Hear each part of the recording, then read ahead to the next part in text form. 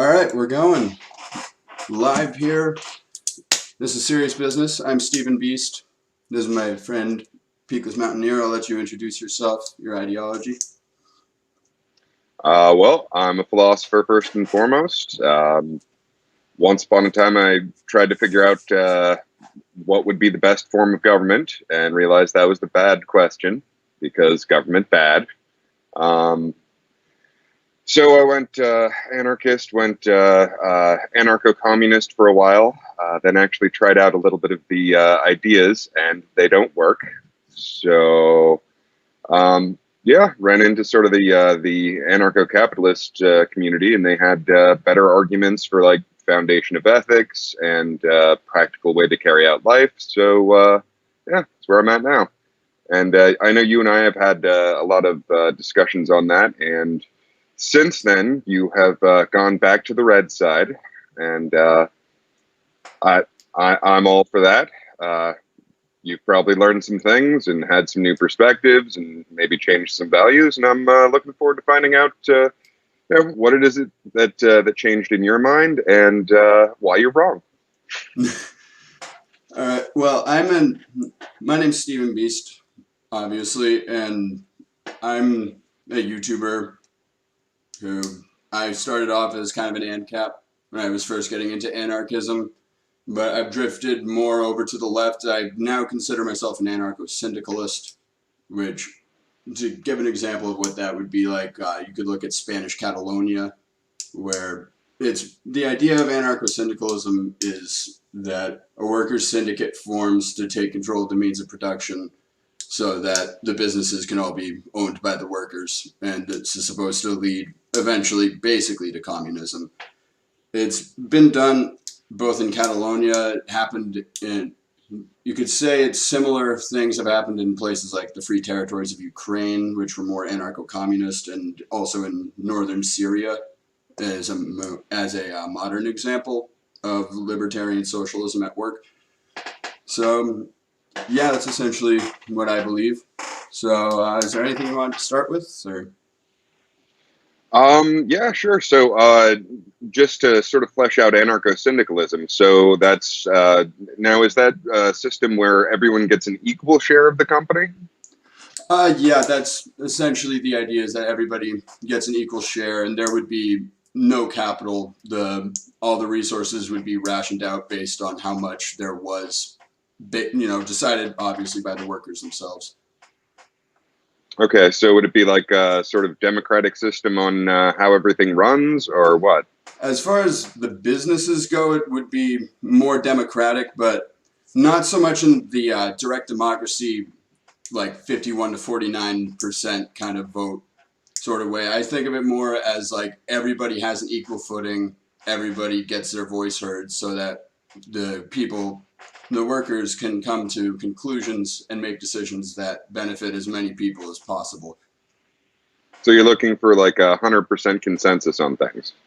More or less, yeah. So that strikes me as freakishly inefficient. So like, for example, like let's say you've got you're a widget maker and you've got this janitor who's not doing their job. Like there's been a puddle of puke down the hallway for the last week and a half, and we need to get rid of that guy. So like in your standard company structure, and one thing I'd like to get clear off the bat, I'm not arguing for corporatism. Corporatism is yeah, just endless problems, just horrible way of running things. But in our corporatist system, you can still see some of the framework of a functional company, how you would run things if you didn't have like, legal shields from all of your activities. So you'd actually have to be responsible for them. But yeah, so in our companies, if your janitor's not cleaning up the pile of puke, you just fire him. Well, yeah, and so in our companies, that would be decided by the group. I mean, if an employee is not pulling their own weight, eventually the other employees are going to get annoyed, and it also puts the employee in a situation where they can be embarrassed basically in front of the whole group, which gives them more of an incentive to work harder. You'd also most likely be looking at shorter hours and better working conditions, which was seen in Catalonia. Not so much the shorter hours part, because they were working on fighting a war, but you did see better working conditions as Mm. employees took control over the businesses. Mm.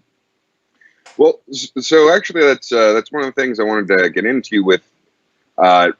So, I mean, a big misconception is that we have capitalism right now. I'm not saying you're under that misconception, but a lot of people are. And like one of the big complaints that I completely agree with is that so we have increasingly better and better technology, and instead of us being able to work fewer hours, we end up actually working more hours because at this point you actually have to have two breadwinners per household, which is absurd. So the failure there isn't in capitalism. The failure there is in our monetary system, where you just keep pumping more and more money into the system. So because I mean, negotiating wages is difficult and time consuming and risky. So it doesn't happen a lot. So basically you end up with like, yeah, you get raises over time, but I mean, it's really difficult to negotiate wage changes. So when you have basically the same wage and you have continuously increasing prices on everything, we end up having to work more and more hours instead of less and less. So I mean, if you had a decent monetary system, like something that's something based on gold or anything that's deflationary, like Bitcoin or something like that, if you have a system like that, then we do actually get to decrease hours and we get to increase working conditions without changing the system of ownership. Now, do you see the flaw in a currency that just continuously deflates with time? If prices are continuing to drop over a long period of time, then people are just going to keep waiting longer and longer to buy products with time. Now, I'm not necessarily disagreeing either with the idea that the money that we have now is worth less than it was before when it had a gold standard, because then it was backed by something, you know the drill, yada yada yada. But I would also say gold and silver are only really used as currencies because we think of them as having some sort of value, which the only value they really ever have served is just to get some other thing that has actual use value. Whereas if you eliminate capital and everything's free and rationed, you wouldn't have to worry about any of these issues to begin with. And you wouldn't have to worry about mining for the silver and for the gold or for the Bitcoin, which also Bitcoin is, from what I can tell, Bitcoin gets its worth just from the amount of money that it costs to get all the computers to actually mine for the Bitcoin. So if you eliminate capital, once again, Bitcoin loses its value. Well, I mean, any currency, no matter what it is, it gains its value because we assign the value to it. And that's one of the big misconceptions that usually happens in the communist syndicalist side of things that I've seen is they assume sort of an inherent value to labor. When, I mean, if I pick up a rock and put it down 20 times, I mean, that's hard. That's hard work, but there's no value to it. Well, no one values me doing that. So, I mean, like, you've got to look at it from the other side where, like, no, there's nothing inherent to the actions or even the goods and services or the medium of exchange for that matter. But there is a value that we ascribe to it. So, like, I mean, if you look at US dollars, they're good for absolutely nothing. But we use them. So they have value, so we use them. Sort of, cyclical. So yeah, I mean, I'm not saying that it's I don't think it's the practicality of gold or silver that makes it valuable. It's that we give it value, and that's why we trade. I mean, like, if you could dream up a perfect system, it would be like food never goes bad, and that becomes our currency. But we can like fold it up so it fits in our pocket and jam it through our phone lines and everything. But that doesn't really work.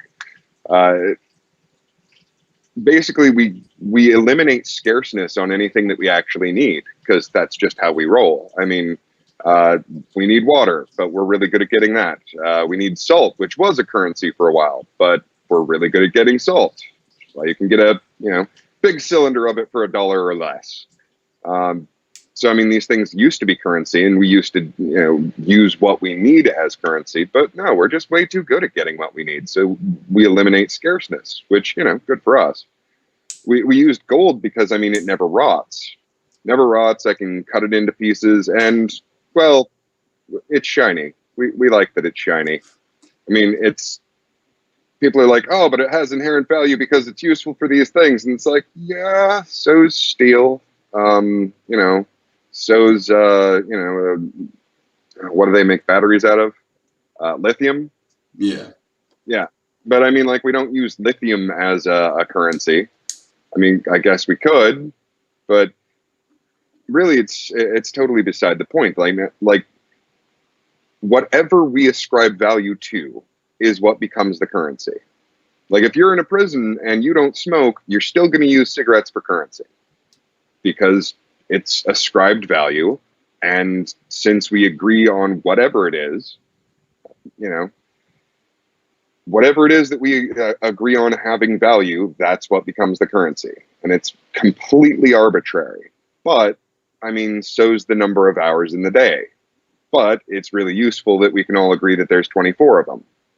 Because then I can try and show up at 3 o'clock. And, yeah, what it's made of is completely arbitrary, which is part of why I'm glad to see cryptocurrencies are gaining traction as something valuable. Because it is completely arbitrary, but it has a network effect. Well, yeah, but basically, you could just say all currency is arbitrary, and then the question becomes, well, why do you even need it in the first place? Obviously, I'm not arguing for a bartering system either, because I don't think people should be dragging around mattresses with them every time they need an apple. I think that might be a bit much, but like again, I could point to the Catalonian model where the businesses looked at the supply that they had because they knew they couldn't just have it, free for all. Anyone can take what they want. So you look at the supply that you have, and you decide based on that how much of one thing each person can take. Now, this also, for instance, if somebody's like a doctor, some important job like that, you could potentially increase their ration a little bit to reward them more for their work.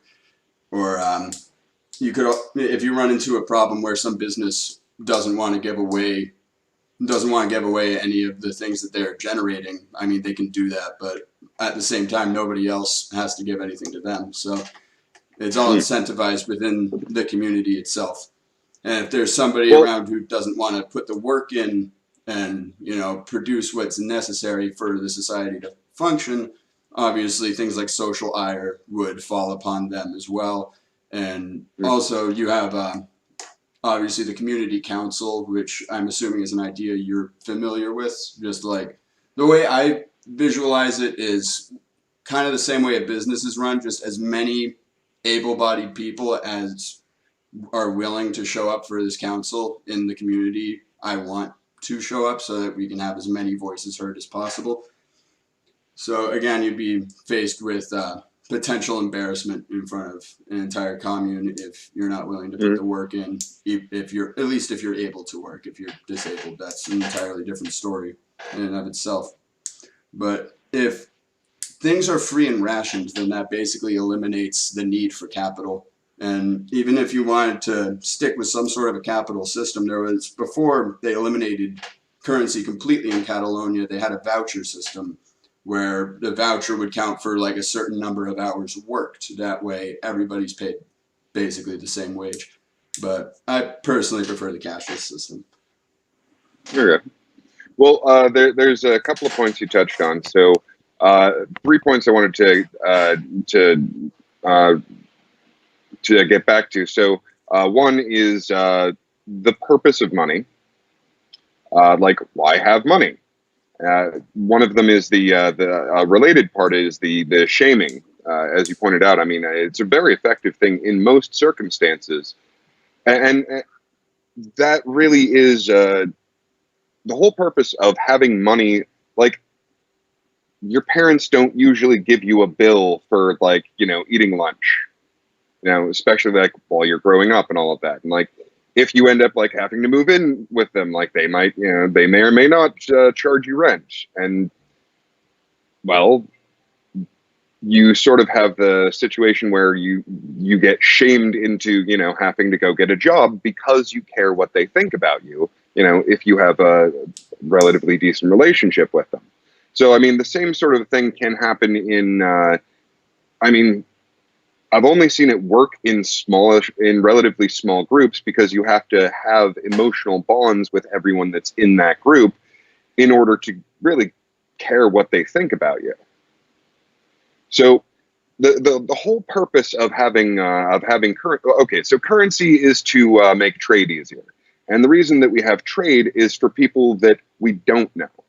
I mean, that's where it started originally. Like, there's this whole sort of Adam Smith idea that we used to barter for everything once upon a time, and like, yeah, there's no evidence of that. That's just not how it works. What happened was, like, people outside your tribe, you basically had two options: either you figured out how to trade with them, or you went to war with them.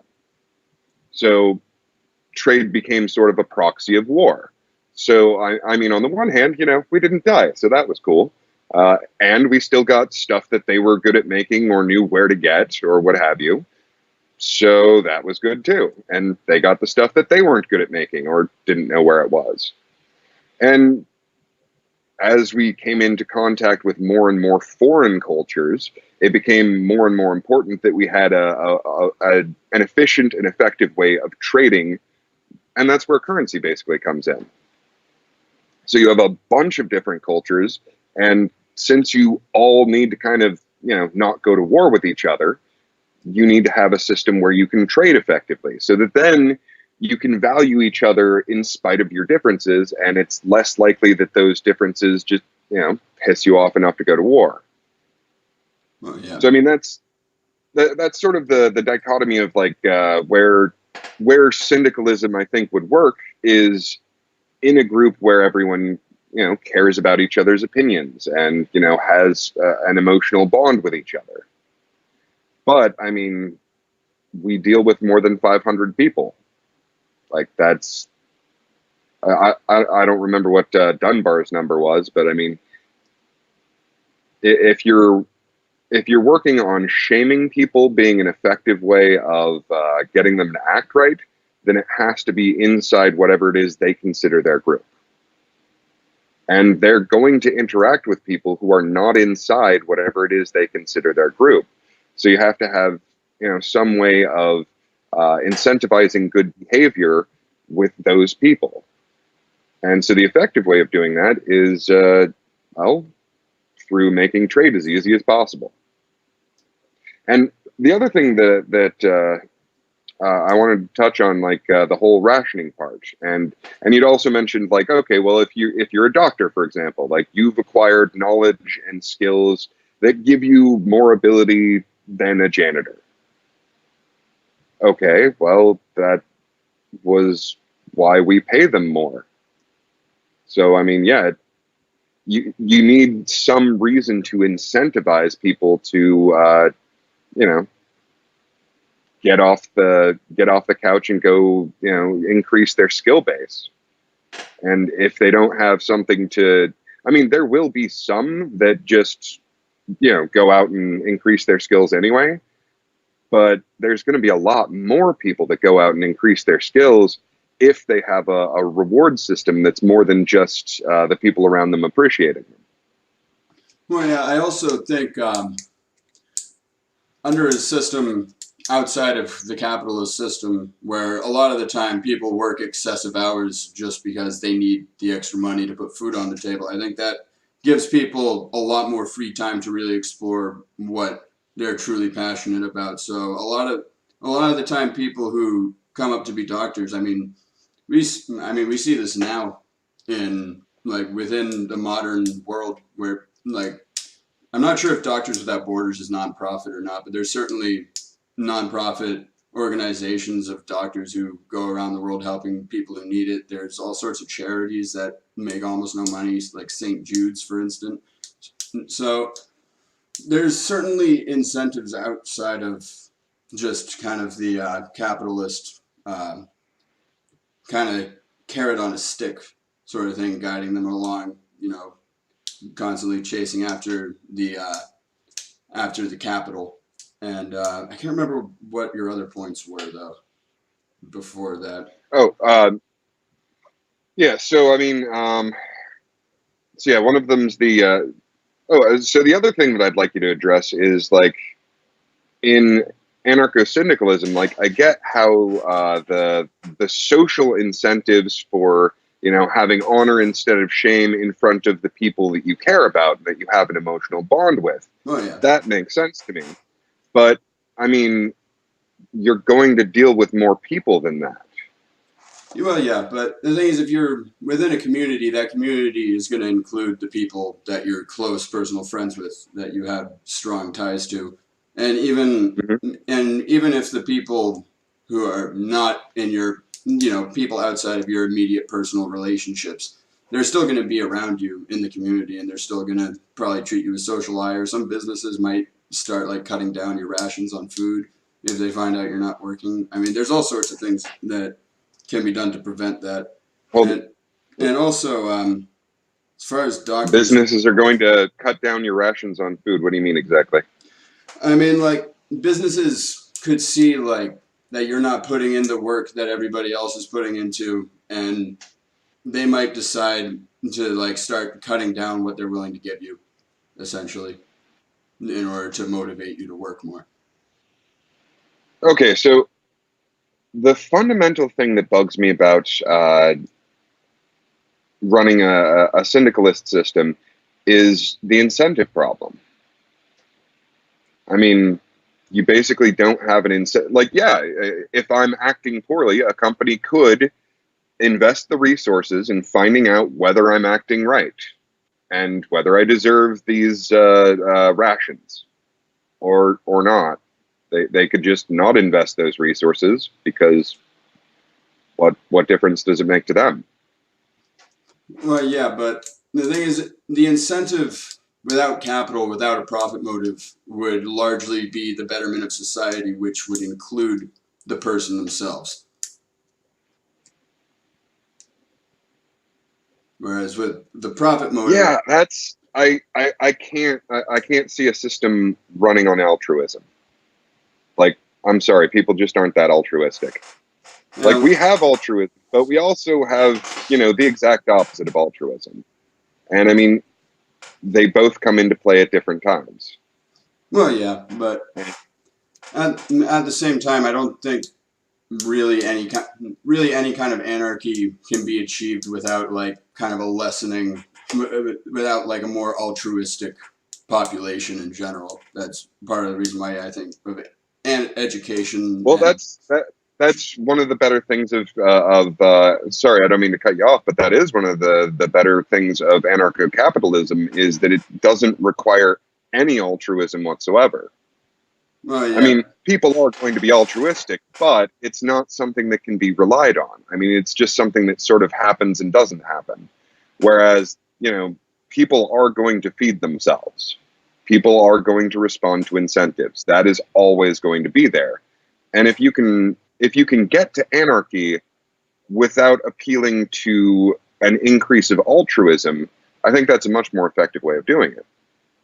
well, yeah, but the thing is, the profit motive being used instead of a more altruistic motive, all that really does is it doesn't in the long term benefit society as a whole. It's Ah, strictly to the benefit of basically businessmen's wallets. I mean, if you want an example of this, right now the Amazon rainforests are on fire, and they were set on fire by all the experts have basically come to the conclusion that the fire was started by farmers who wanted more space so that they could have pastures for their cattle farms, so that Americans could eat more mhm. cheeseburgers.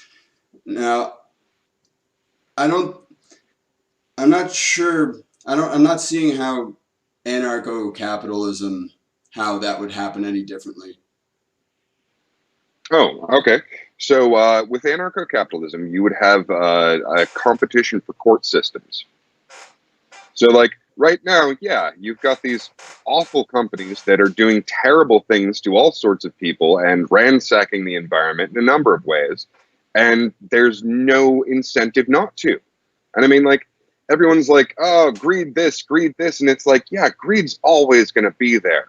We're not greedier than we were 1,000 years ago. We're not less greedy than we were 1,000 years ago. It's just part of who we and what we are. It happens. Not all the time, but there's always going to be a certain amount of greed. So, like, you have to, any system you design, you can't be like, no, we've got to be less greedy. It's like, no, we've got to have something in addition to that greed, because it's not going away. Like, we have attempted every kind of religious technology to try and make people better, and it doesn't work. Like, we are what we are. We have our good parts and we have our bad parts, and they're both going to show up. What you can do is work with that. Like, the biggest thing that counters greed that I know of is fear of loss. So, like, okay, yeah, you want to just, raise all of these fields so that you can, turn it into pasture land to, well, I'd also like to point out that it's our government subsidies on cattle that increase the profit margin for meat. But yeah, so you're raising this extraordinary resource in order to turn it into this shitty resource, because nothing's going to happen to you. I mean, it's the same reason that you're going to pour all of these chemicals into this lake, and then a bunch of kids are going to get leukemia. Why? Because nothing happens to you for making that decision. Now, if you had a functioning court system, if you had functional justice, then you wouldn't do that, because because you would have already agreed that if you do this, here's what we do to you. Well, And that's...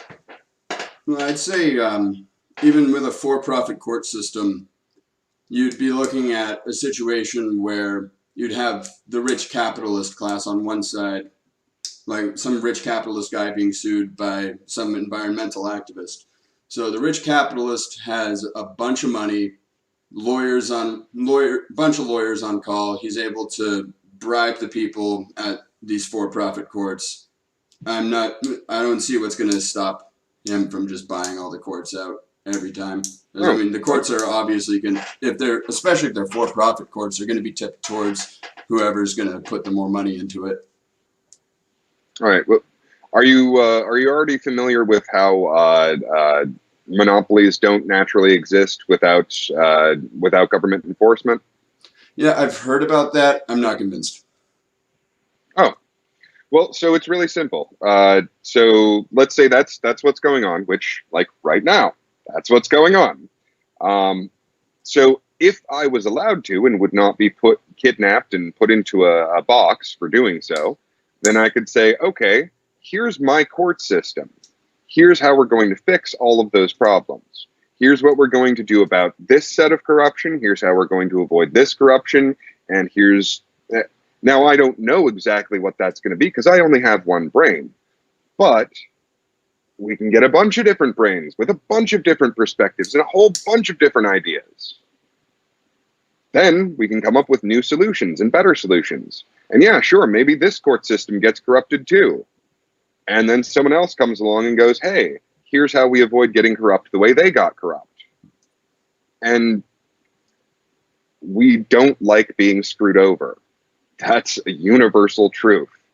So if this court system keeps giving us no justice, then we're going to go to their competitors. Well, the thing is, a lot of the time, by the time you realize that the court system's tipped in the opposite direction, I mean, you could be locked up for who knows how long. Your sentence could be carried out. So there's no real way you could go to the competition. And even if there is competition, I mean, that's what's stopping the rich capitalist from tipping the case in his direction, regardless of whether there's competition or not. Oh, so like rich capitalist buys out this, court system A. Guy comes along with court system B, says, here's how we're going to avoid that corruption. Rich capitalist buys out court system B. Right? Yeah, essentially. Okay. Well, then another person comes along with court system C and says, here's how we're going to avoid that corruption. So Yeah. you have this rich capitalist having to spend an infinite amount of money. And what's great about this is that everyone's incentivized to create these court systems until eventually he just can't afford to pay them all off. Well, it's also probably not So just going to sooner be... or later, he's out of money, and you have a court system that hasn't been paid off. Oh yeah, you'll also likely have more than just one rich capitalist who would be buying these courts out. As I mean, like Same thing, though. if you go by a case basis, like if you have one capitalist comes in for his case, he just slips a little bit extra money to the court people. What's stopping them from tipping it in their direction? And that's kind of the problem with money, is that money acts as basically the predominant form of power in our modern society. Well, so that's one problem. You're never going to get rid of money. Like, it's impossible. It's been done. Sooner or later, sooner or later, it comes back. I mean, getting rid of money in a society is like getting rid of drugs in a prison. You can do it for a little while, but it will come back because we like it. Well, I mean, sooner or later, and I'm not saying like money per se, but something that functions as money always arises. Eventually, we figure out something that enough people like that we can use it for currency. oh yeah, I mean, you could dip into the anarcho-mutualist side of things, which I'm not entirely opposed to either, and at least not in all situations where there's whatever mutually agreed upon means of trade is used between the two people. But I mean, the thing is, you look at a place like Catalonia, the only reason money came back is because they were conquered by the communists and the fascists, which the communists and the fascists had to team up just to get rid of them because their military was actually like remarkably strong for how decentralized it was. So I don't know. I mean, I'm not saying that you can't have a lack of money inside of a certain community. I mean, like, I don't know. Do the Amish use money with each other? Like, I'm pretty sure they just use money for the English. Yeah, I'm not sure. I don't know. But I mean, yeah, you can have within a community, like, yeah, we don't use money. You know, like, oftentimes in a family unit, there's not an exchange of money. Yeah. But there's always going to be this. There's always going to be outgroup. You know, there's always going to be dealing with people outside your group. And since you're never going to have a group that has everyone in it, because we simply don't function that way. Like, we cannot emotionally bond with 7 billion people. We're physically incapable of that. Right. And since that's so, you can't have a situation where there is an in-group that includes everyone. So you're going to have various groups. And while you can certainly avoid currency within groups, I mean, if you avoid currency between groups, then they're going to fight. Well, I think a lot of the wars that have happened throughout history have been mostly products of the state, less so than the populations themselves. But I do agree that there would have to be some sort of trade between communities, as well as communication between each different community. And I think it almost goes without saying for any anarchist ideology that it would all systems would be very localized compared to how it is today.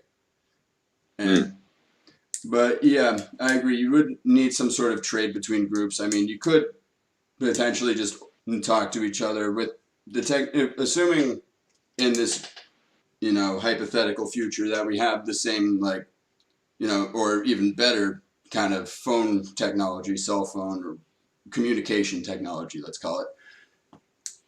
They could communicate with each other through those to decide, all right, what does your group need? Okay, we have some of this, we can bring it to you in exchange for this. Like, just exchange truckloads with each other.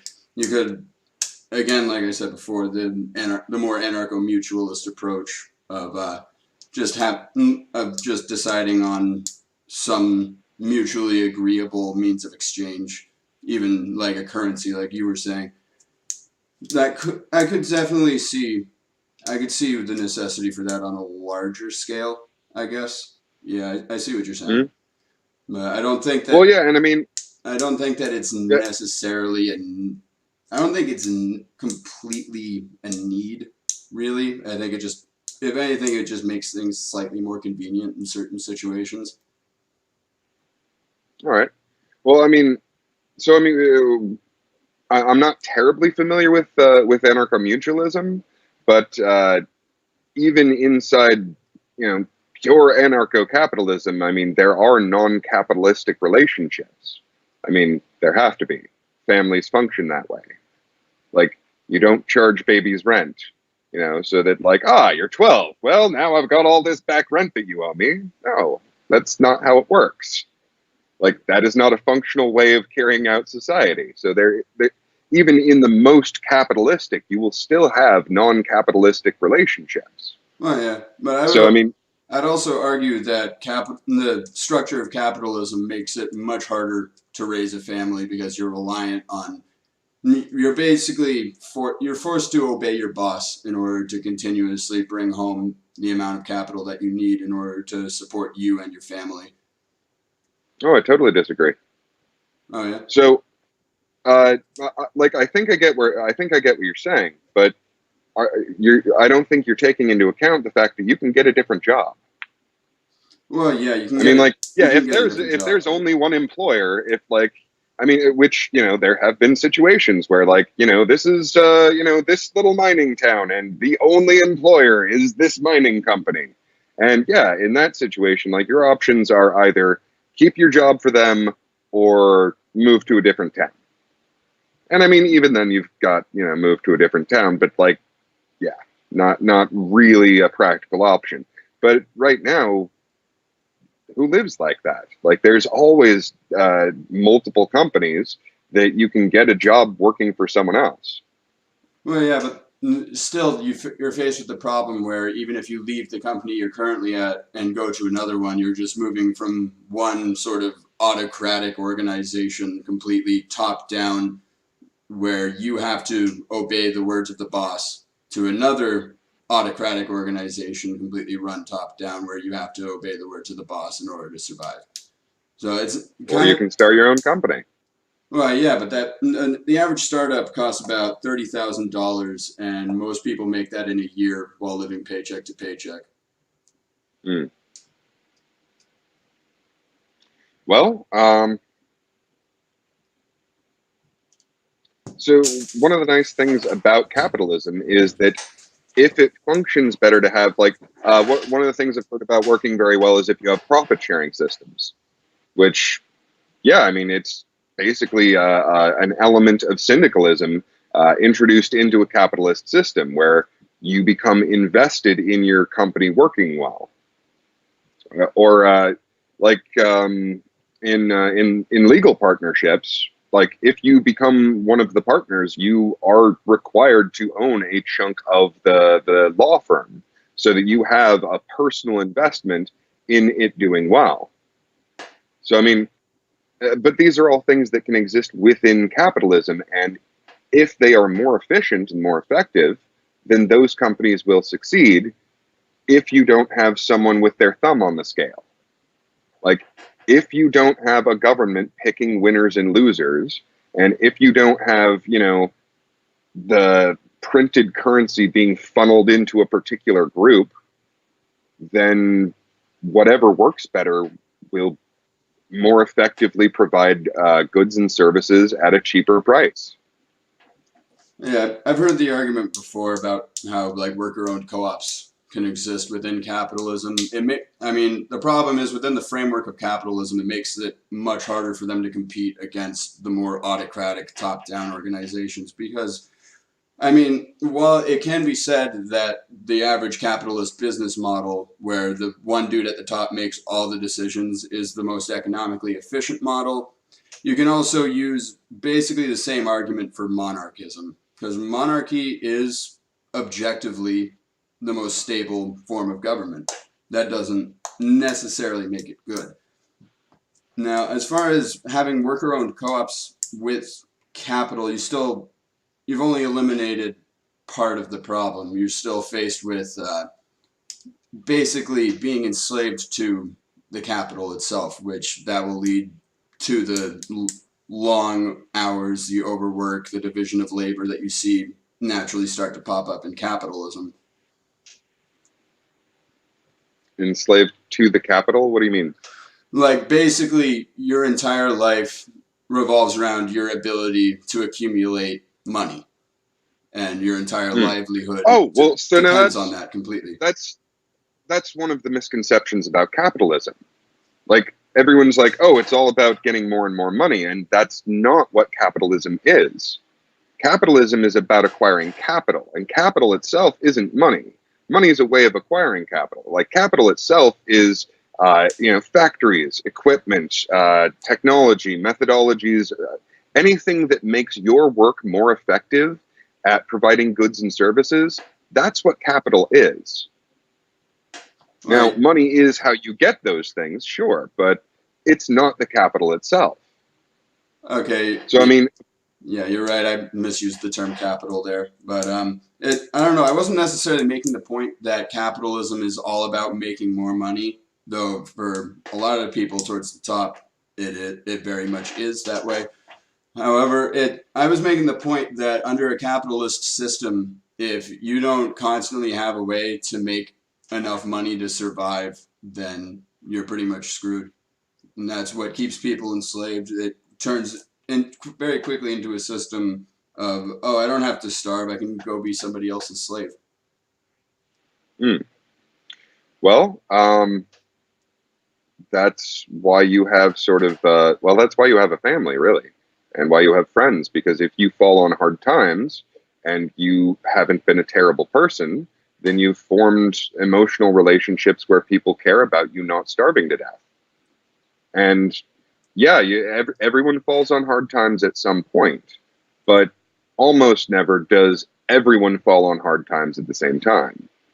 Well, no, And I but mean, I'm all for the idea of taking that and expanding it to a larger group, and like basically taking what functions as a family model and expanding it to friends of the family and a system of families that know and care about and can trust each other and share similar values, because that gives them better cohesion.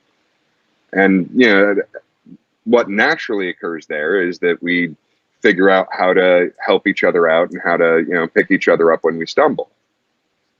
well, yeah, but the problem is that that's essentially what I'm arguing for, just without like the capital part and the falling on your ass part. Because I mean, there's going to be a lot of people that will fall down and nobody's going to be there to catch them. I mean, that happens today.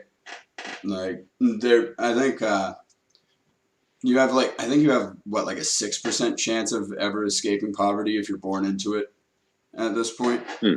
And just a lot of people just aren't going to have those connections readily available to them. And if you have a system where all the land has been privatized and is privately owned and can only be gotten with money that has to be earned through the slave labor, then that puts people who end up losing their jobs and end up out on the streets in a situation where they will basically have no options left unless they have like some family or some friends that care about them. And typically, the people who end up homeless don't have a whole lot of friends. Largely, that largely has to do with drug abuse as well. As drug abuse Hmm. drives people to do bad things. Even if we were to make it legal, if it were still within capitalism, a lot of them would still have to steal in order just to afford the drugs themselves, which would likely, well, I mean, first of all, they'd probably be more addictive because there already is nothing stopping the capitalists from doing this now, but there would be even less of anything to stop the capitalists from hiring scientists to make the drugs more addicting. That's done now with food and other things in the world.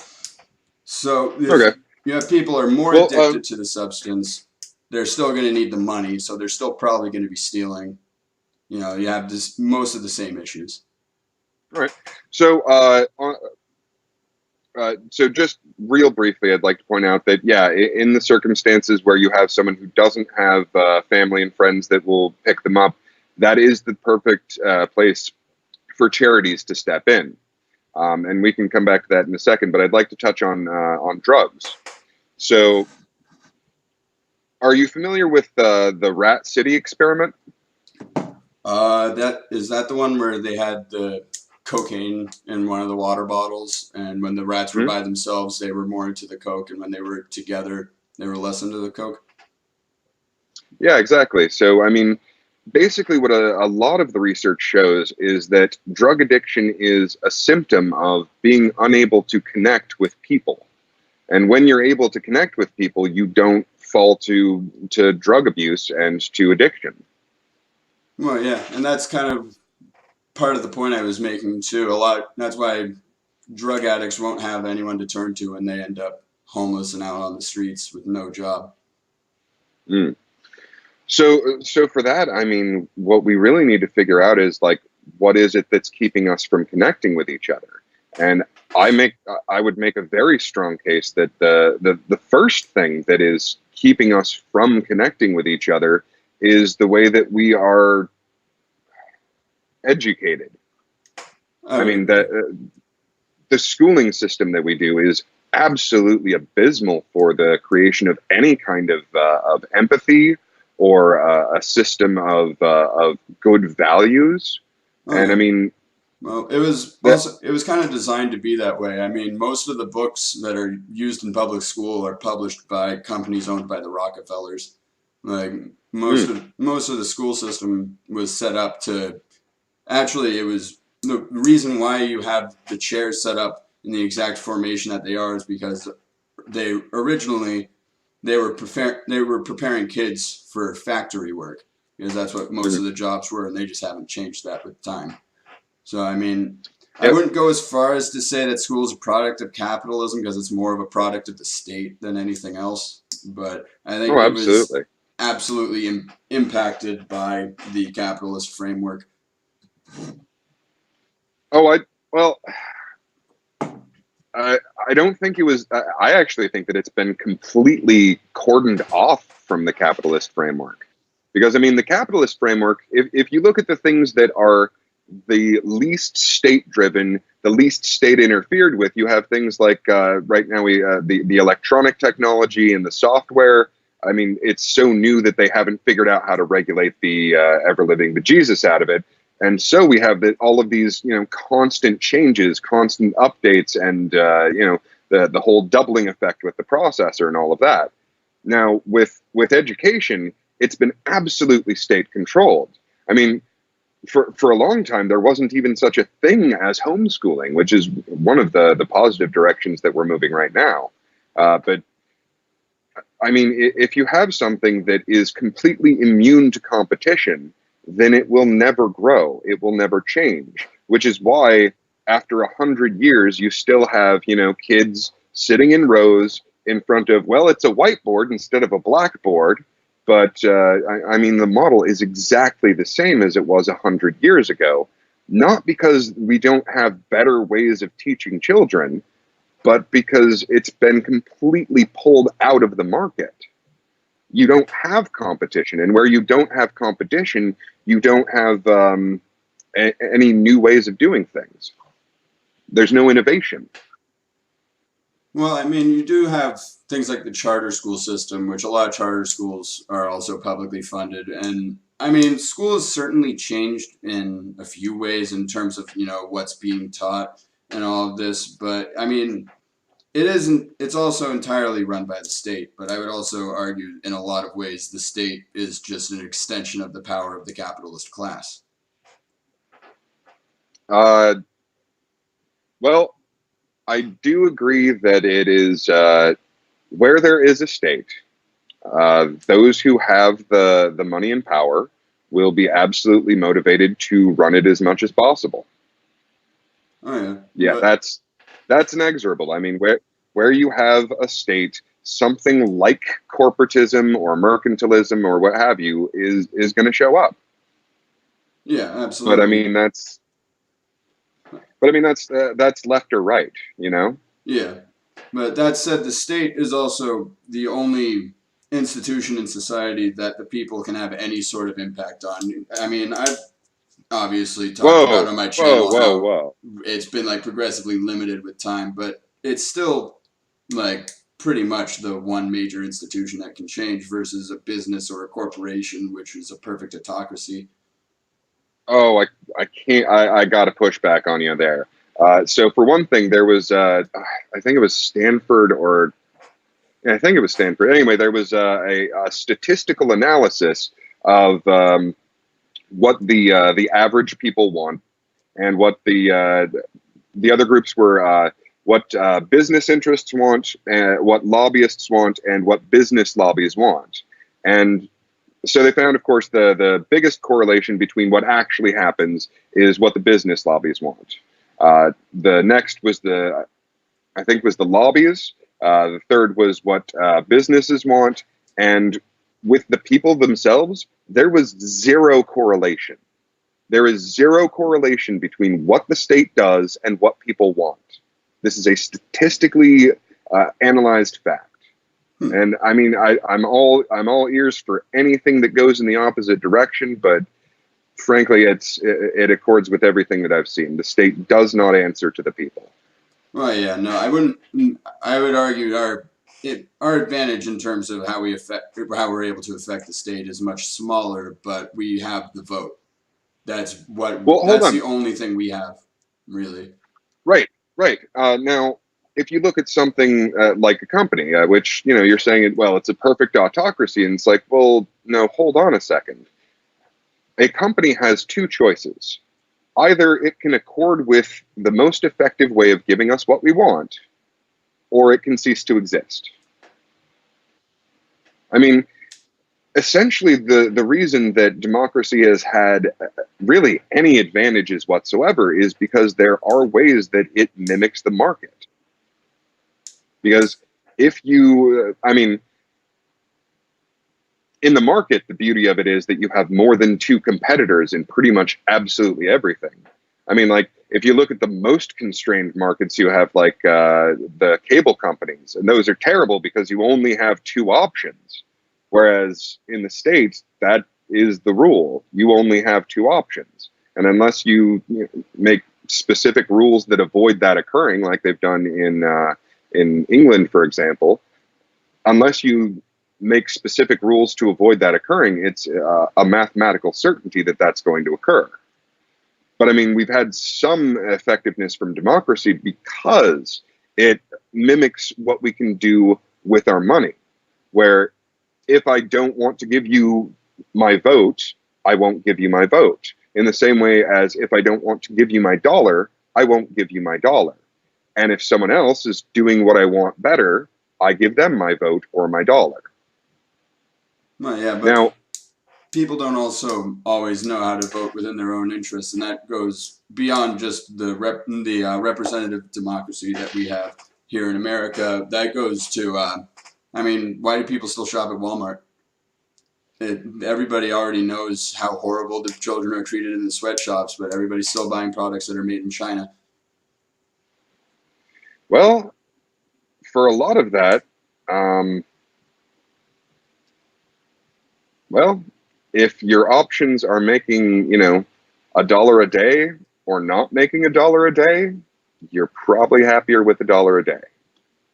And I think don't get me wrong, I'm not saying sweatshops are a good thing, but I'm saying that those are something that as technology increases, as everyone is lifted up economically, we get greater and greater options for not subsidizing things that have worse practices. Like the more, like, yeah, people do shop at Walmart. You know why they shop at Walmart? Because it's cheap. And if people had twice as much money as they have now, then you would see Walmart crash until it cut out the sweatshop. I'm not really Because, sure about that because the oh thing yeah, is that right there is the incentive that the capitalist oh yeah, I mean, has that creates the low price in the first place is to keep the wages of the employee as low as possible. So anybody who's able to find either a way to hire someone as cheap as they possibly can, and without a minimum wage, there's even fewer restrictions on that, or even go further than that and enslave people at gunpoint, then people are most likely going to be buying their products just to save money, even if they have the extra money lying around. Well, we're talking about apples and oranges here. I mean, enslaving people at gunpoint is one thing, whereas getting them to choose to work for a given wage is another. And yeah, the employer is going to look to pay them as little as they possibly can in a way that's going to allow them to continue to make the product. But the employee is going to look to be paid as much as possible, like if for as little work as possible. So yeah, if the employer had the ideal system, they would pay them absolutely nothing, or hey, they would get paid to employ them, and they would just get their food and shelter from somebody else. Yeah, that would be the ideal system for the employer. However, the ideal system for the employee is to be paid an infinite amount of money for doing absolutely nothing. So, I mean, you're going to have, converse incentives that are going to have to negotiate something out. Because, I mean, the employer cannot pay an infinite amount of money for no labor. And the employee cannot provide an infinite amount of labor for no money. Well, yeah, and so you work it out. And then from there, you also run into the problem of surplus value, where the owner of the company basically makes a profit off of each of his employees, which I would say is basically a tax on their labor. Well, I mean, you can look at it as a tax on their labor, but I think that's abuse of the term. I mean, a tax is where I put a gun to your head and say, give me your wallet. Or I do it, in a more civilized and social way, and I, give the gun to a man in a blue suit, and I send you a letter with the implied threat that I will send him after you if you don't give me your money. But I mean, that's a tax. Yeah. Now, yes, absolutely, the employer is going to make more out of your labor than they give to you. Absolutely. And with good reason, because organizing takes time and energy. And if they don't get rewarded for organizing people, then they're just not going to do it.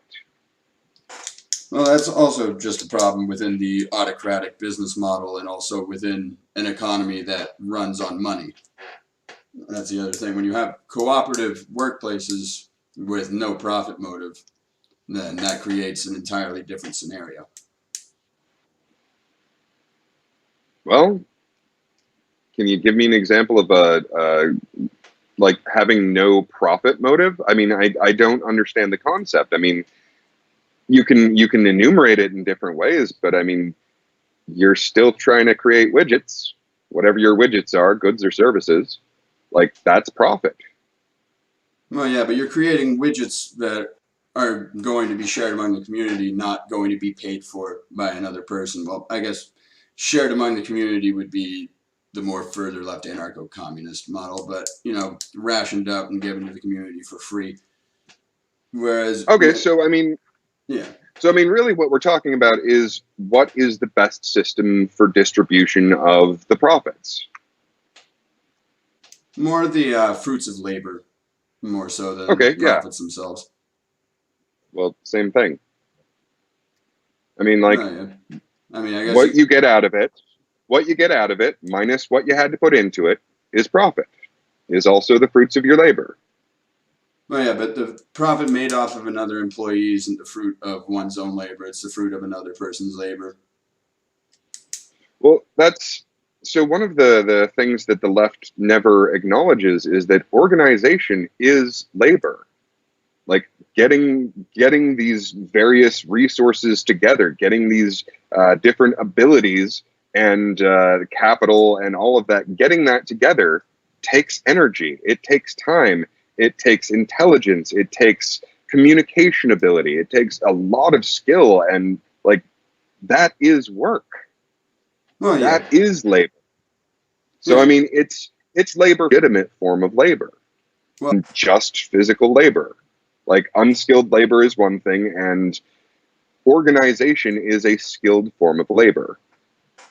I also would argue that the jobs taken on by the owner of a company, including organization, and a lot of the times is going to be too much for one person to handle and leads to mistakes being made. It's the same reason I feel that the government shouldn't be run by a single person bottom up. I think it's too much power for one person to handle. And I mean, we see this with modern CEOs. I mean, name one big CEO who's not a sociopath, basically. The people who are going to climb to the top of any capitalist hierarchy are most likely going to be the ones who are most willing to step on the people underneath them in the hardest possible way. Well, so again, what we have now is not capitalism. What we have now incentivizes sociopathy at the top. And the reason that it incentivizes sociopathy in our CEOs is that the people that are most able to pick winners and losers are the state. So if you are most willing to compromise universal morality and work with a bunch of mass murderers, then you will be more likely to get money. If, on the other hand, the means of exchange are not being distributed by these mass murderers, then you lose the incentive of putting sociopaths in the top of your organizational structure. Well, a lot of the mass murderers in the government, in fact, basically all of them, I mean, maybe Bernie Sanders, I'm not sure, but basically all of them are bought out by corporate interest. And a lot of the wars that we get into are to defend corporate interest. Like, I mean, look at all the countries we've invaded. One of the main things they all have in common is that they don't have central banks. Like, can you think of Absolutely. a more? I can't think of a more more like peak capitalist job to have than being a banker, being like a merchant banker. Oh, And this also runs us into a hold on. I mean, hold on. You're saying that the ones that run the Fed are capitalist. Well, yeah, they're the biggest capitalists in the world. Okay. So we might just be running into an issue of terminology here. So I think you're conflating corporate and capitalist. And not only do I think that those aren't the same thing, I think they're mutually exclusive. I mean, a corporation at its basest level functions as a state-powered and funded shield from misbehavior, like Right, at yeah. its base level. But you think without a state, the misbehavior would be punished by someone? Oh yeah, absolutely. I mean, fundamentally, if you strip them of the corporate shielding, then the individuals, for their own individual actions, are at risk. Like right now, if I run a corporation and I give a bunch of kids leukemia, well, what's the worst that can happen? My corporation has to get dissolved. Does anything happen to me? No, I don't go to jail.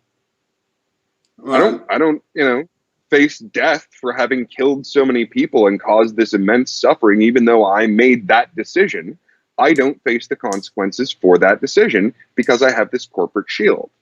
So if you strip them completely of this corporate entity shield and you go, no, you're an individual. You made a decision. That decision had effects and you will either profit by them or you will answer for them. that's true to an extent. But that kind of loops us back around to the for-profit court system issue that I brought up earlier. Which, I mean, in that specific case, it would probably be harder to buy off the courts. I mean, if you give a bunch of people leukemia. I mean, that said, Marlboro's still doing fine, but I mean, I guess I'm not sure. I'm not sure if Marlboro has the corporate shield or not. I'm gonna have to look into that later, but they probably do. I do agree, though, that the state does provide that sort of field of protection for corporations. In fact, that's the point I was making earlier about the state just being an extension of the rich capitalists at the very top of the heap. It's an extension of their power. I mean, I see it a little bit differently, but I think we're kind of splitting hairs at this point. Like the way I see it, the corporations are an extension of the state. because the corporations have their status as corporations and imbued on them from the state. Like, that is a state-given distinction to be a corporation. And if the state takes away that distinction, you cease to exist. Yeah. But, I mean, I guess either you could way, argue, you end up in a situation where there's really no separation of corporation and state. yeah. And I mean, you could say, and yeah, it does loop back around. Yeah, I it's mean, kind of an it's Ouroboros kind of situation. right. Right, like in feudalism, you had your various feudal lords, and it's like, okay, you own this property and all the serfs that are attached to it, but you have to pay me this much in taxes every year. So, I mean, basically, you have the exact same thing, only instead of feudal lords, you have Coca-Cola, McDonald's, Microsoft, Walmart, whatever, Yeah. and especially the banking ones, like. Those are the names of the feudal lords, and yeah, they are given their title by the state, and then they must pay an annual tax to them. And if you don't do what the state wants you to do, you will be stripped of your title. But yes, absolutely, that comes back around in that the king cannot piss off too many of his lords, or he will face, he'll be ousted. So Right. anyone who's actually, running the state can't actually defy the collective will of the corporations any more than the king can defy the collective will of the lords. Yeah, that's pretty much true. But I would also argue that the initial policies that were put in place to protect corporations, I mean, I could be wrong about this. I'm going to write this down to look it up later. I'm pretty sure it came from corporate lobby. Well, I guess corporations didn't exist at the time, but it came from businessmen lobbying for their own interests. So that's kind of Well, so our modern form of corporation started to exist around the turn of the century. Like corporations themselves started existing in the Dutch and English East India companies were really the first ones, where you had this massive army and navy that was backing up the actions of this company. Like those were the first corporations. But corporations in America took their modern form around the turn of the century. Like, for some stupid reason, they didn't just eliminate the concept entirely, in spite of the fact that the founding fathers knew exactly how dangerous these things were. But they had such an unbelievable trust in democracy that they're like, surely elected officials couldn't possibly screw this up. So the original corporation in this country had to exist for a short period of time, and it had to perform a public good, like building a dam, building a bridge, infrastructure, that sort of thing. So it had to be a public good, and it was still only for a short period of time. At around the turn of the century, that's where everything changed. Same time as the creature from Jekyll Island reared its ugly head, and we screwed up the monetary system. true. Yeah, yeah. So yeah, we absolutely need to get rid of corporations, like fundamentally as a concept. Yeah, I would just argue that there's too much of a chance of the same type of corporate power rising up in the absence of a government, even if not in name, but at least in action. You would probably see the same sorts of things start to happen as certain businesses grow more and more, get more and more capital. I mean, they could manipulate the market in all sorts of different ways. I mean, there's people who burn crops to this day the just to manipulate the supply. I mean, companies can do all sorts of things like that to screw Hell, around there's with the people that get competition. paid to burn crops. There's Well, people that get paid to burn crops to manipulate paid by the government to burn their crops to manipulate the prices. all right. I'm just Yeah, saying, it's business. absurd. You could probably see businesses doing the same exact thing in the absence of a government in order to achieve essentially the same goals. I can't. And here's why. I mean, it really does fundamentally come down to our corporations and their excesses can only be maintained because we have a monopoly on the court system. And that monopolized court system recognizes the absolute absurdities that are corporate personhood. Now, if you had a competition where, like, I'll tell you one thing, if I had the option of belonging to a court system that did not recognize corporate personhood, I would jump on that. I'd be on that in a New York minute. Like, I'd be the first one there. Oh yeah. So, and I don't think I'd be alone. I think it'd be absurdly popular if you could have a court system that doesn't recognize corporate personhood. But we don't have the option. Oh yeah. I mean, it might get popularity among some of the poorer members of society, but even then, it's still subject to bribery at the end of the day. No matter like what court system you have, you still have the problem as long as there's money of bribery. And I Yeah. mean, Well, I mean, even if you eliminate money, you still might have some of that problem. It would just be like much harder to bribe people. okay, I'll take much harder. But I mean that it's an improvement. It's an improvement on what we have now. But here's the thing. So if we have open competition in court systems, like completely open competition, anyone and their grandmother is allowed to come up with a court system and just offer it into the marketplace and see who tags in. If anyone's allowed to do that, then okay, this court system is going to become popular. And then all of these people who are corrupt are going to bribe that court system. And then it's going to come out that that court system's been corrupted. So another court system's going to become popular because corruption isn't popular with people. We don't like it. No one likes being screwed over by the court system. So, and I mean, given that we have absurd amounts of communication technology, we will hear about it. I mean, like if you look at what's happening now and our communications technology, like they try and run a false flag event, and the day of it, we're picking apart. Here's how you can tell. Here's the proof that this was a false flag event. Like that is how good our communication technology is right now. So, I mean, if you have that applied to a court system, like the second they turn, it's going to be out. And I'm not saying that we're going to shift everything right away. It's going to take a minute, but it's still going to happen. And we're going to go to the second most popular. Then that one's going to rise. And then all of those people that spend all of that money corrupting this system are out that money and out the corruption advantage. So now they have less money, and the court system they corrupted goes by the wayside because it allowed itself to become corrupt. And all of this money that they spent bribing it, they no longer have to spend on anything, on legitimate things or on illegitimate things. Okay, so yeah, they're going to probably try and, if you still have corrupt people at the top, then they're probably going to try and corrupt this second one. Now, already, the companies that are paying attention are going to be like, yeah, so this doesn't work. Let's get a less corrupt CEO, one that isn't going to waste our resources on something that bottoms out like this. A lot of them are going to lose their jobs for their corruption, which is awesome. So a lot of companies will put less corrupt CEOs in. And the ones that don't are going to try and bribe the second court system. And either it's going to work or it's not going to work. If it does work, we're going to hear about it. And that court system's going to fall.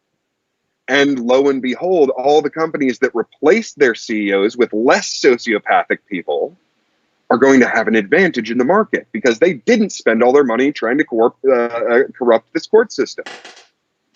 Well, I don't think you would. Okay, lather, rinse, repeat until we have something that functions well enough.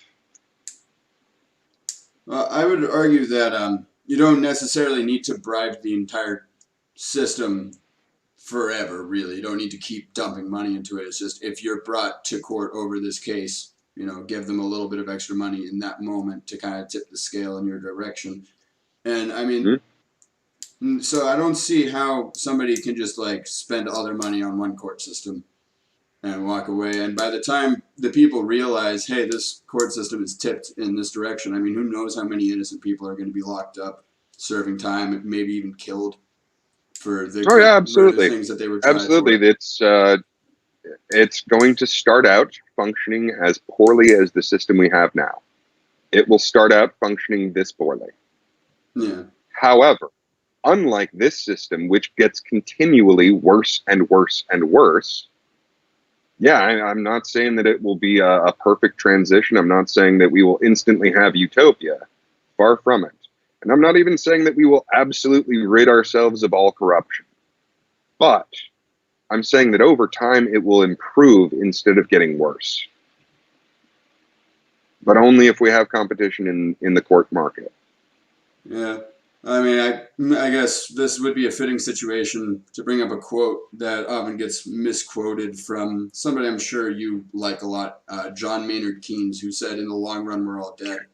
Now, a lot of libertarians take that quote out of context and they go around and they say, "Oh, he knows that his policies, when put into action, will create long-term bad things that will happen, but in the long run, we're all dead, so we don't have to worry about it." What he actually was saying was in response to the typical classicalist economist arguing, if we just wait for a while, then in the long run, when everything settles down, we'll all be fine. To which John Maynard Keynes said, "In the long run, we're all dead."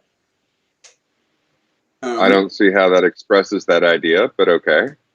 It's I don't know, that quote gets misrepresented a lot, is essentially my point. But I think it's just, I don't know, I feel like it's being told, "Oh, if you wait a while, then the free market will figure itself out." I'm just not convinced that that's the case. I'd have to see like an actual working model of it, especially Well, considering if you, that's not my argument. That's not my argument. I'm not saying have faith in it. yeah, Like, far be it for me to say believe anything blindly. Never believe anything blindly. What I'm saying is I'm pointing out how this would get better and reasons why this would get better. And I mean, if you can point out to me reasons why, like, that doesn't make sense, then by all means. But as far as I can tell, like, introducing competition and free will, like, if we have free will choices, and especially the better informed we are, then it improves. It doesn't instantaneously make it perfect, but it does make it better. yeah. I mean, I think this is just a point where I think we've pretty much hit a brick wall with this particular argument. But there was one more thing I wanted to talk about before we wrap this up, and that's the environment. What do you think the environmental Oh, impact of anarcho-capitalism would be? so in anarcho-capitalism, the first thing I'd like to point out is that you don't have a massive amount of government debt. So, like right now, we're just generating more and more government debt. Now, what happens when we create money out of debt is that we spend it right now. So whatever resources that we could not use up, we use up immediately. So if you get rid of that, like immediately, the environmental impact drops significantly because we're just not spending all of this money. Because anytime you spend money, there's going to be an environmental impact on it. Like, no matter what you're doing with it, it's going to end up having more environmental impact. So if instead of spending more and more money that we would have had later, we actually spend it later, then you immediately cut down the impact that you're having. So that's the first thing. The second thing is that a lot of research has shown that, and it does make sense that, so while you're trying to figure out how to put food in your belly, a roof over your head, and clothes on your back, you really don't give a shit about the environment.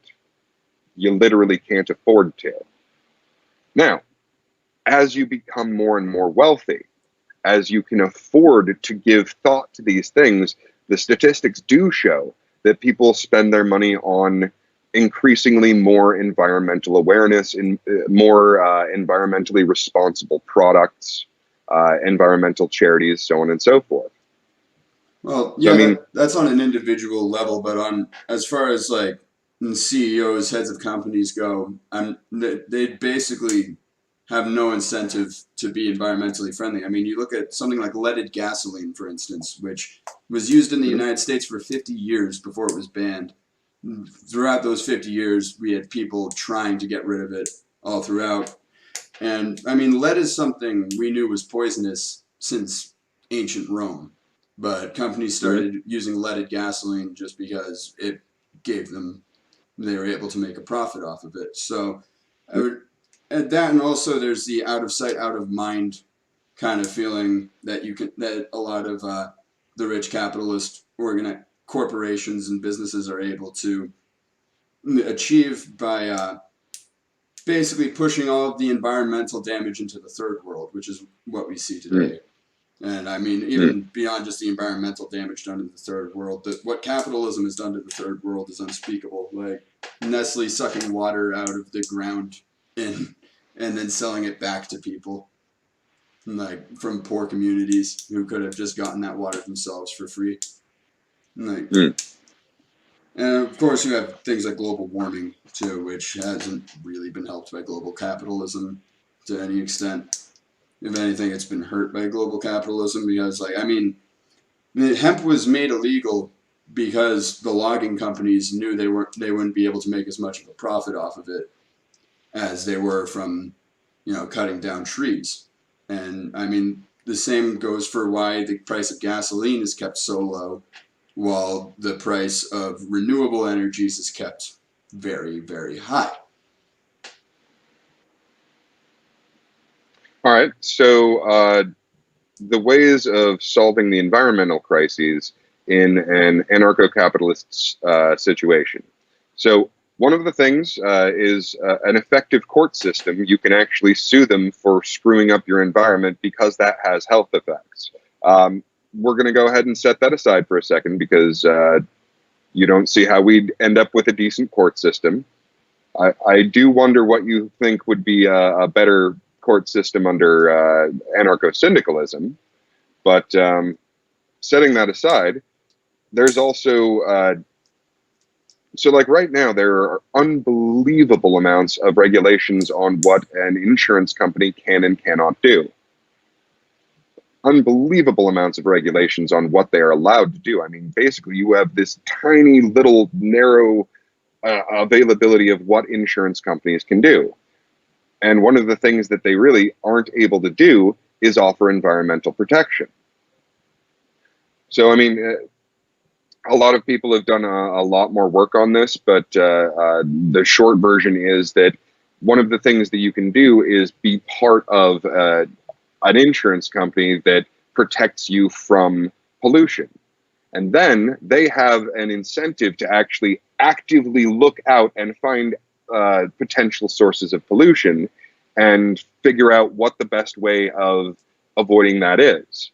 So in most cases, it's going to be like, okay, well, this super pollutive company is about to move into this area, and I have all these people around here who are paying me a little bit of money to keep them healthy. I'm just going to pay this company to not be here. Like, here, just don't move in here. And if that's not the most effective way, and they do move in and they do pollute, well, then they have to pay me, and then I can leave. And then all of a sudden, yeah, everyone here is leaving because you moved your super polluty thing in, and now you don't have anyone to work at the super polluty factory. Well, yeah, but that's also why a lot of companies kind of export their pollution to other places in the world, particularly in the third world, also out into the ocean. I mean, you can dump trash outside. Like, I mean, there's ways to do it without making it blatantly obvious to the people around you. I mean, even something as simple as just like not recycling. I mean, I've heard people say recycling's a scam. I haven't really looked into it myself, but like, you have a company that just doesn't recycle anything, assuming recycling is what it claims to be, then that could have a massive effect on the environment. I mean, who knows where all that shit's going to end up, in some landfill or something like that. And I mean, waste disposal in general is expensive, so companies are naturally going to be incentivized to find ways to do it as cheaply as possible, which usually means in very not environmentally safe ways. So here's the thing. As cheaply, yes, but also with as little bit of risk. So now, if you have an effective, I'm sorry, I have to keep going back to this. What we need is an effective court system. Like, the reason that companies don't get sued for polluting the absolute tar out of the environment is a thing we inherited from the English system, where they went, nope, this is good for the empire. You're not allowed to sue them for covering your house with soot. So that became encoded into our legal system, unfortunately. And now it manifests as corporations that pollute to no end, except for what little amount the EPA governs, which they're not incentivized to actually find out how much they're polluting. So basically as much as they want. Now, if you have a decent court system, then you can say, hey, you're causing all of these problems. You have to pay for them. And the company can go, well, we could dump into this lake, but if we do, there's this % chance that it'll cause a bunch of childhood leukemia, and then there's this % chance that they're going to sue us. And if the court system actually works, where you're allowed to sue the actual person, then they'll go, let's find a different way to do that. Yeah. Because, yeah, I mean, they're not going to run out of greed. Like, anarcho-syndicalist or not, they're still going to be greedy. There's still going to be scumbags out there. The only way to keep them from doing shitty things to everyone is to disincentivize bad behavior. Like, you have to have the carrot and the stick. You have to make them not only grasping for greater profits, but also terrified about loss. I mean, I see your point there, I guess, but that, as I've said before, it just brings us back to the for-profit court argument that we've had over and over. But, yeah, I mean... Well, I mean, what's your alternative? Well, I mean, what I believe in is the community council, obviously. Any cases would be brought before the entire community to be talked about, weigh out what all the options are, make sure nobody gets unfairly treated. Essentially, I don't believe that guilt should be voted on by direct democracy either. Like, I lean more towards what we have now. Just for this one thing, is the juries have to vote unanimously for guilt. I'm pretty sure that's still how it works in America, in America's legal system. I think. Yep. Otherwise, you get a hung jury. Yeah. Guilt or innocence has to be unanimous, or you get a hung jury in a retrial. Yeah, I essentially agree with that. Maybe not for like every single thing, like, if somebody's just coming in, like having a little squabble over something little, then it can, oftentimes things like that can just be settled between the two people. But for like bigger things. That all sounds like something that you can do inside this. Like, hey, like that does actually sound like a more functional way of running a court system. I think you might be right. Yeah. Now, if you are right, and that does cut down on the corruption, well, then you will be better at competing. You will provide us the service of justice more effectively. And since we don't have a forcible monopoly, you will be the best service provider in justice. Well, I'm glad we can agree on that. But I guess that seems like a good spot to end it. We've been going for, I think, like an hour, 30 minutes, and I have to pee a little bit. But yeah, I just wanted to close before we left to take a moment to talk about anarchist unity, which isn't an idea I hear very much about. I hear a lot about leftist unity, how I'm supposed to be siding with the Marxist-Leninists of the world, even though what I want and what they want are so far apart from each other that right. Like, I don't know. I've talked to Marxist-Leninists before, and I point out the fact that you're just replacing one oppressive state with another oppressive state, and they're like, no, but it's not the same thing because it's not a capitalist state. And I'm in agreement. I'm like, yeah, it's not like a capitalist state. It's actually a lot closer. I don't know. If it's anything like Stalinism, then it becomes literally what he called state capitalism. Well, yeah. But if you were to have perfect Marxist-Leninism, not like state capitalism, it would be a lot closer to feudalism, in my opinion. Because, I mean, everything's owned by the people, and by the people, I mean the state. Yeah, I'm with you. I'm 100% on board with anarchist unity. I mean, fundamentally, like, okay, you think my ideas are dumb. That's fine. I think your ideas are dumb. Also fine. So you try those ideas here. I'll try those ideas here. And as long as we don't force each other to do our ideas, then we're good. And whatever works, works. Like if your communes are more effective, then you'll have communes. Yeah. And if a more, you know, capitalist incentive based way of running things works, then that'll happen. Who knows? Maybe we're both right. Maybe they'll both work. Maybe we're both wrong and something else will have to be invented. But as long as no one's forcing anyone to be a part of it, then we're good.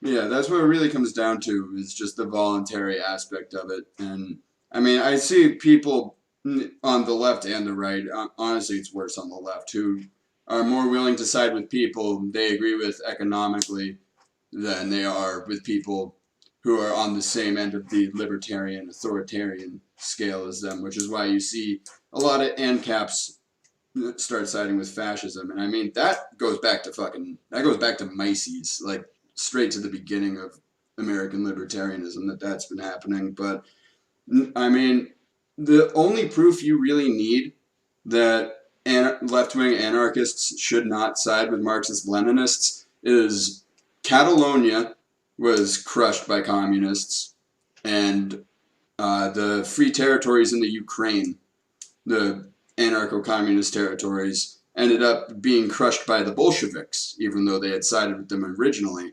So it seems like every time we try our thing, it's basically always the communists that fuck it up for us. I mean, in the case of Catalonia, it was because the commies and the fascists teamed together to crush the anarchists. They saw a bunch of people doing what they wanted and being free, and neither of them could handle that. So I think we'd have much greater numbers, and we'd have a lot more to gain from anarchist unity than from left-wing or right-wing unity.